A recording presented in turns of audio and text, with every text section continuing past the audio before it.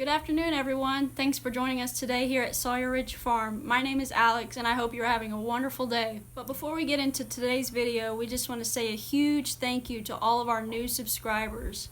We were just absolutely overwhelmed at the huge response that we had after Dutch's video, and cannot thank you guys enough for all the love and support you have sent our way. And we'd like to say a very special thank you to our friend Dutch at Keeping It Dutch for helping us get our channel going and just for being a tremendous help to us overall. So you guys be sure and go show him some love. Here in a little bit, Jacob is going to be taking you all over to the hog pen and explaining a few things in detail that we didn't get to mention in our last video. One thing he'll be showing you guys is how we weigh our hogs without using any scales. We use this hog weigh tape, and you can usually find these at any of your farm and garden stores locally, but if not, they sell them online, or honestly, it will work with just any soft fabric tape measure. First, you're going to want to measure the hog's heart girth, which is the circumference directly behind the hog's front legs. Then after that, you're going to measure the length of the hog, and you do this measurement by placing the tape at the base of the hog's ears all the way down the spine to the base of the tail.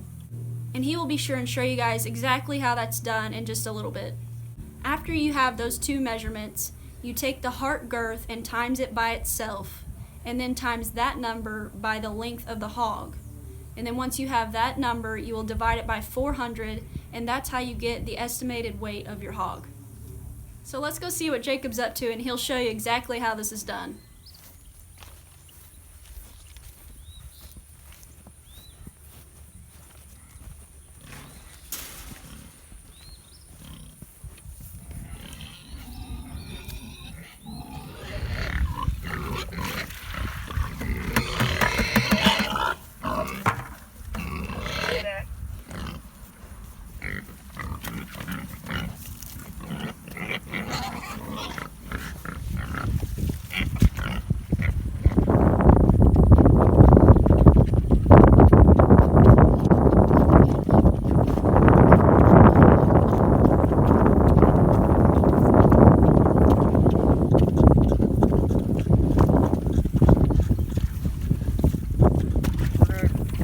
Here right now, we're just feeding the pigs, and I'm going to show you, like we talked up there before on the porch, we're going to show you exactly how you do it. So if you got this electric netting, you want to first turn off your fence or you're going to get shocked, okay? And then what you do, get in here,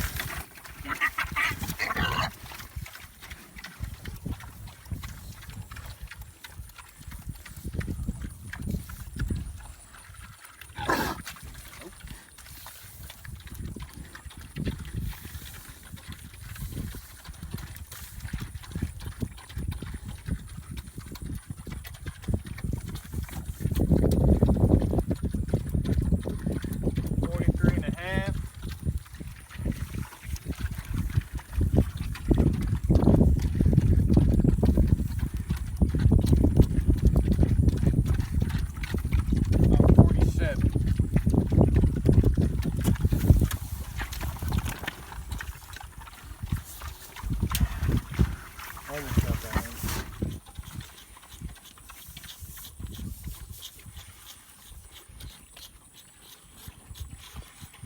44, 48.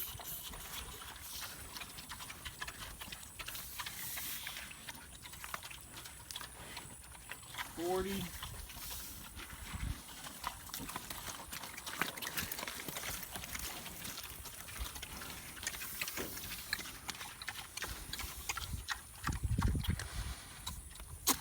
47. See that it's not the easiest thing to tape the pigs. Like we said before, you want to feed them while you're doing this because they're preoccupied and they're real hungry. And so the best way to do it, like we said, to measure them while they're being fed. If you don't do it that way, it's probably not going to happen. And make sure you're not wearing your nice clothes when you go in there, because I promise you, no matter what, if you're messing with pigs, you will get dirt on you. You'll get mud and everything. So we'll just tell you a little bit about why we raise them. Of course, everyone loves bacon. We love bacon. And actually watching some of Dutch's videos, Keeping It Dutch, we were starting to watch him and seeing how easy it kind of was to raise pigs. and I've always kind of liked pigs. You know, we do a lot of wild pig hunting, and we seen that, and we're like, you know what, let's try it. So we tried it, and last year we did 2 pigs, and we really liked them. They were fun. So now we're doing it again, and we'll keep doing it. And this year we got 3 of them. 2 of them were for friends. So that's kind of some of the one reason why we went with pigs, is just because we like them and we want that homegrown bacon. So the setup we got here, it is a Premier 1 fencing. It's electrified fencing. We really like it because you can set it up anywhere. Just like if you watch Dutch's video, it's kind of somewhat the same setup, just a little different, but it just kind of shows that you don't have to have a whole lot of land to do this, to raise pigs. The ones we had before were in a smaller pen than this, and they did perfectly fine. I'll go into the reason why we have them in this setup right here. But this fencing, it's a Premier 1 fencing. This is actually a poultry netting. We bought this before we got these pigs. We bought the poultry netting, so we got chickens and we got some other things we're going to do. But we want a kind of versatile fencing that we could do chickens, goats, and pigs. And so we called them and talked to them, and they said that it would be fine, it would work. They did say there was some things you have to consider, and we have seen those, and I'll show you here. You just walk over here with me. Over here, if you see right here, when the pigs, they root, they push all that dirt up against this, and that can kind of short it out a little bit. And so what you have to do so often, make sure you turn the fence off first. Okay, made that mistake.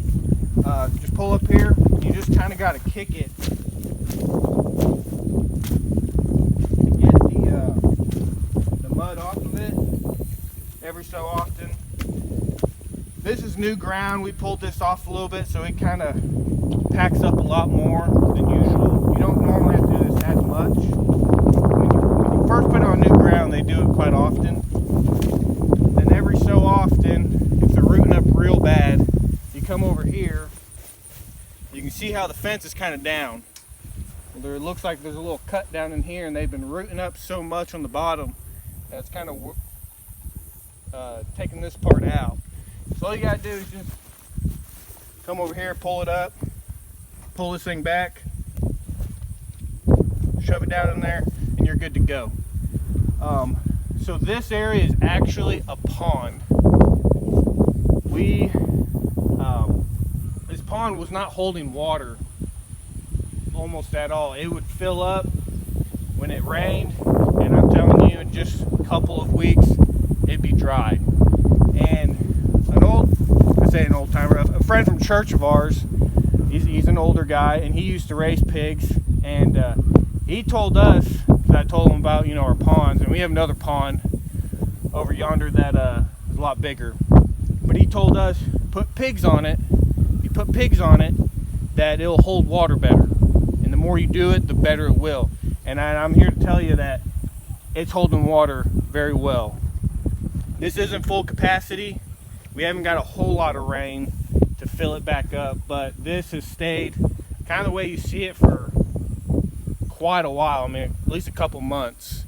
And so it has, just for them being on here for so many months, it's already starting to hold water. And so we've kind of decided this is kind of what we're going to do. We have a bigger pond that probably next year you all see in some other videos that we'll put them in there. We may get a couple more, we don't know, just because it's a bigger area. And we'll start doing it that, and we may rotate them back and forth. But we're just trying to get our ponds good to fill up for our other livestock, and we want to put fish in them later. And so that's kind of one of the reasons why we did it this way, and I really like it. So we're over here. We're actually in the pig pen now. We wanted to tell you about our water. So our water, 55-gallon drum. It's just a normal food grade blue barrel. And what we did was just put these hog nipples on there, and it's real easy. You just drill a hole in there, heat it up, and then you just put it in there with a wrench and maybe a little bit of silicone, and it works good. Honestly, the pigs don't even use it that much, just because of the pond.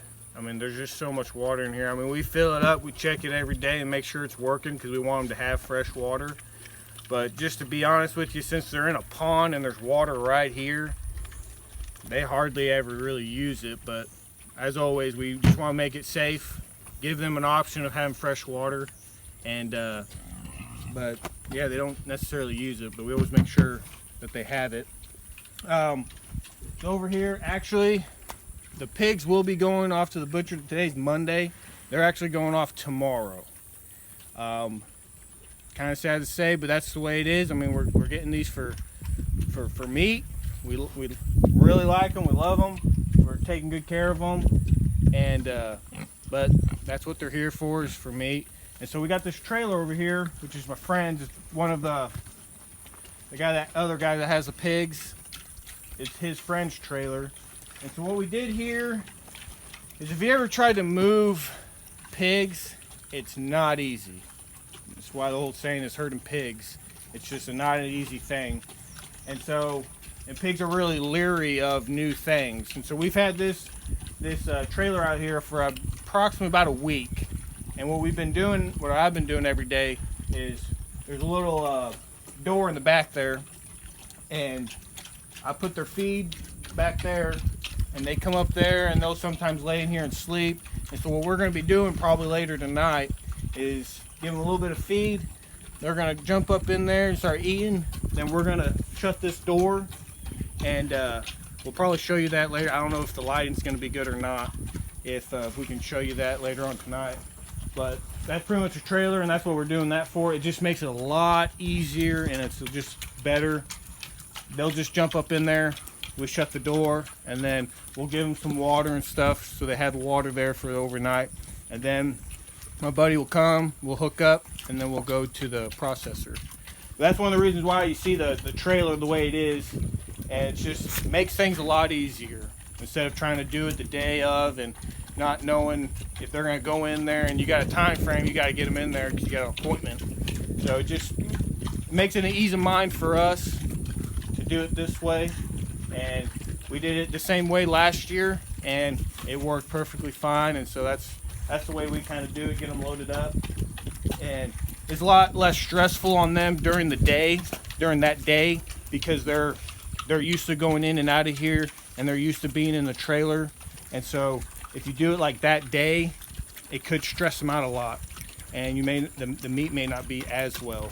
So we just like to do that, less stress on the animal as possible. We just wanted to touch with you on what we actually feed our pigs.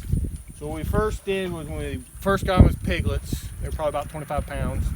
We gave them hog grower, special type of feed for hogs when they're little that pack on the pounds when they need it, and gives them all the minerals and everything they need. So we started them out on hog grower, and then once then we have a local mill. They call it a 4-way. There's like 4 different types of feed in it, but they call it a 4-way. And so that's what we've been feeding them this whole time, all the way up until about the last month.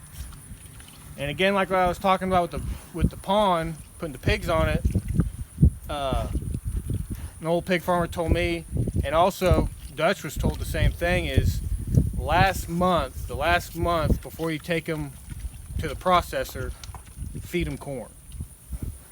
And supposedly that makes the meat taste a little bit better. I'm not exactly sure, but I think it's something dealing with it. Puts a little bit of fat on them, and that's where a lot of flavor comes with pigs, is the fat. That's what we did last year, and the meat came back amazing. Best bacon I've ever had in my life, and I'm not lying to you. And so we're just doing the same thing kind of we did last year, and it's working for us. So I mean, if you're starting out, that'd be a good way to start. Now if you want to do other avenues, that's how you want to run your farm, that's fine with me. That's mainly the feed we do. Grower, you start out. Then we did the 4-way just because it's convenient. We have a local mill here. And last month we run corn, feed them just straight corn. And I do soak the corn just because it helps with their digestive system. It just makes it soft, and they can digest it better. So this is going to end today's video. I hope you all enjoyed it. Hope you all learned something today. And if you liked it, hit the like button. Leave a comment down below if you have any questions. Hit that bell for notification. If you're not subscribed, please subscribe. We hope you guys have a wonderful rest of the day. Take care and God bless.